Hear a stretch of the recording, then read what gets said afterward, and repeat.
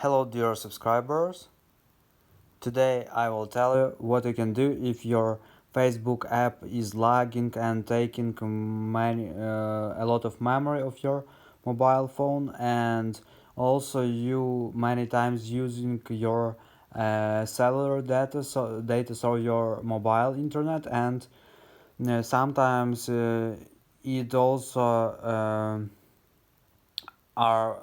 you have very low internet and you want to download to viewing some images or reading some info more fast, you just need to find this version of Facebook Lite.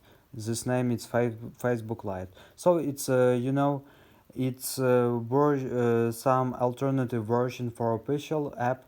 It's more it takes less memory for your mobile phone, and also it takes not so much memory as official, and also if you have low internet it's more comfortable for you to use it. So just try, and I hope that it will help you. So just click here on install, and after you install it you can also open this app and just sign into your Facebook account and just have fun.